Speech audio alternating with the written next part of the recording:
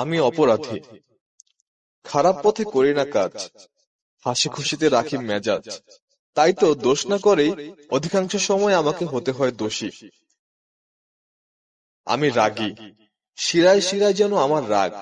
তবে আমি সজাগ, কারণ ঘন ঘন রাগ হলে কি হবে, কারো উপর রাগ বেশিক্ষণ টিকাতেই পারি না। আমি স্বার্থপর, সত্যিই কি? সত্যি, কারো গল্পে। তবে বাস্তবতা এটাই, হাজার চেষ্টার মাঝেও আমি স্বার্থপর হতে পারিনি। আমি অভিনেতা, তবে সেলিব্রিটি নই। টিভির পর্দায় কখনো দেখেননি আমার অভিনয়, আমার গল্পে, যেখানে মন খারাপগুলো লুকিয়ে রাখি লোক দেখানো হাসির আড়ালে।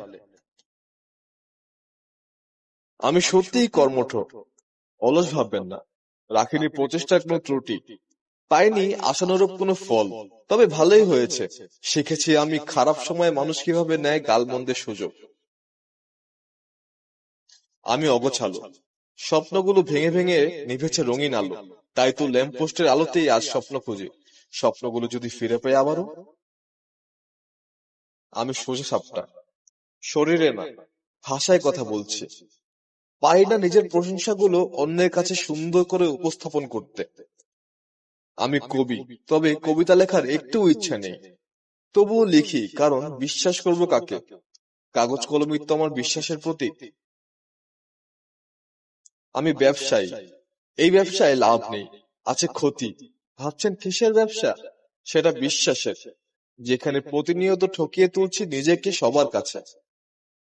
আমি নিষ্ঠুর, করি না প্রতিবাদ, মেনে নেই সবার হুঙ্কার। আমার বোন আজ লজ্জিত, আমার হয়নি শিক্ষা। সঠিক শিক্ষাটাই আজ আমার দরকার। আমি মিথ্যাবাদী, কারণ আমার সত্যের দাম নাই। প্রমাণের বিশ্বাস নেই, কারণ সবাই আজ মিথ্যা মায়ার সম্পর্কে জর্জরিত। আমি সূর্যের মতো ক্ষিপ্ত, নাই তেমন ধৈর্য, দহনে দহনে পুড়ে হচ্ছে ছাই। তবুও আগলে রাখতে চেয়েছিলাম নিজের ভালোবাসার মানুষকে। আমি খারাপ, কারণ তাদের ভালোবেসেছি যারা করেছে দুর্নাম, করেছে বদনাম। যদি ভালোবেসে মানুষকে খারাপ পরিচয় বহন করতে হয়, তবে আমি খারাপ, ভীষণ খারাপ। মেনে নিলাম, এটাই আমি।